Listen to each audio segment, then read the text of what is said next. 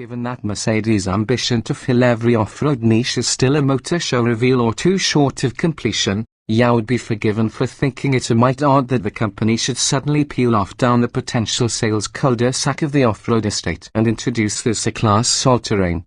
Established competition from Audi and Volvo, then again, with the E-Class already widely celebrated as a jolly good thing, allied to the somewhat tardy recognition that the likes of the Audi A6 Allroad and Volvo's V90 Cross Country have had things all their own way for far too long, this car has been a long time coming.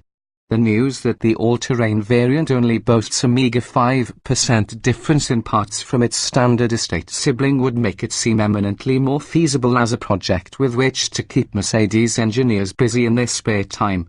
All-terrain styling chunkier than E-Class estate. The E-Class estate is already a handsome car in its own right, yet Mercedes has not pulled off quite such a tidy job of off-road applique as Audi managed with the A6 Allroad.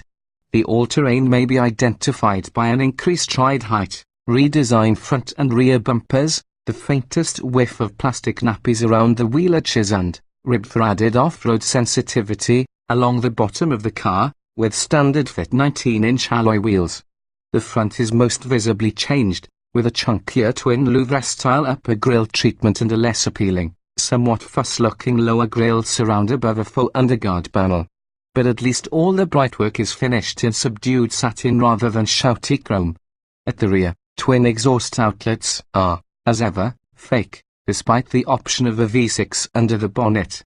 Familiar Mercedes-Benz interior and engines, on board, all is high-end E-Class estate, which equates to superb build quality allied to a few suspect trim finishes pinstripe piano black, anyone. A comprehensive equipment list that would probably unearth the kitchen sink itself if you burrowed deep enough into one of the media system submenus, stainless steel sports pedals, bespoke floor mats and all-terrain exclusive brushed aluminium trim. Though the standard E-Class estate is available with 194 horsepower 2.0 litre and 258 horsepower 3.0 litre V6 diesel power, the all-terrain represents salvation for those who wish to enjoy the larger motor and all-wheel drive installed in a slightly taller load lugger. High standard specification. Indeed, the all-terrain goes on sale in the UK in summer 2017 with a larger engine alone and is likely to cost more than £50,000. Buyers can expect just one high-specification trim level, somewhat akin to sporty AMG line spec, with a 9-speed automatic transmission, adjustable air suspension and 4MATIC permanent four-wheel drive fitted as standard. A selectable all-terrain driving mode system, derived from Mercedes GLE, accesses the vehicle's off-road driving settings and can automatically raise the ride height by 20 mm. The highest suspension setting gives a total ground clearance of 156 mm, which, allied to four-wheel drive, proves enough for the car to acquit itself with considerable aplomb on rocky forest tracks. Bring on the wet gymkhana grass. Comfortable, classy and, when it comes to semi-autonomous driving, a little too clever for its own good, which welcome to, the Mercedes-Benz E-Class all-terrain makes a very respectable fist indeed of disguising how little it actually differs at heart from the standard estate. Think of it more as the only way of acquiring this particular combination of engine and all-wheel drive technology, and it becomes a sufficiently compelling proposition to get the Allroad and cross-country glancing nervously over their shoulders. The Mercedes-Benz E-Class all-terrain's 3.0-litre V6 turbo diesel generates 258 horsepower and a whopping 620 Nm of torque. This is distributed to all four wheels via a 9-speed automatic transmission, distributing power between front and rear axles with a 31:69 split. Unlike Audi's Quattro system, however, Mercedes' 4MATIC all-wheel drive offering can only adjust the ratio of torque split between front and rear axles to the tune of some 8%.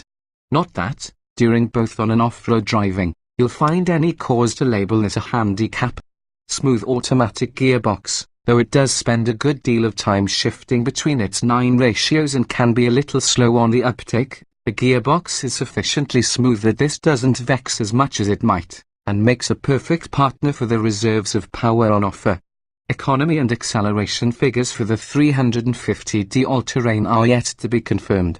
Judging by the standard E350D estate, however, we guesstimate a 062 mph sprint of around 6 seconds for the all-terrain, a 155 mph top speed, and a subsequent drop in economy and rise in emissions, to around 48 miles per gallon and 160 Gkm. On standard fit 19-inch wheels, the all-terrain is 29 mm taller than the conventional estate. Selecting all-terrain mode in the car's dynamic select system accesses a choice of 3 ride heights which vary by 35 mm. The highest settings are available at speeds up to 90 miles per hour with a maximum ground clearance of 156 mm.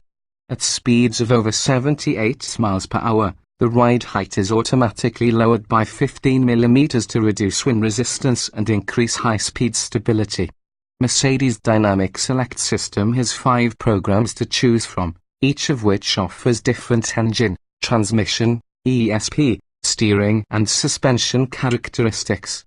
Unlike some rival systems, there's no auto setting, and, in truth, you're better off leaving the system in comfort rather than sport mode.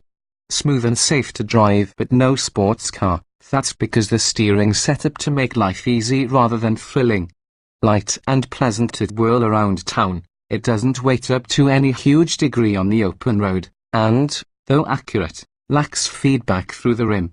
You'll learn more about the road surface beneath you through tire noise and the minimal information the air suspension grants access to the seat of your pants. Predictably, the E-Class all-terrain's extra ride height sponsors a degree more body roll through corners than that generated by the standard estate. And, even in sport mode, body control suffers somewhat to boot, leaving the car occasionally feeling a little floaty over undulations or when asked to change direction in a hurry on faster roads. In all, then, sweeping roads may be effortlessly devoured by the car, but it won't reward being hustled along anything tighter and more twisty.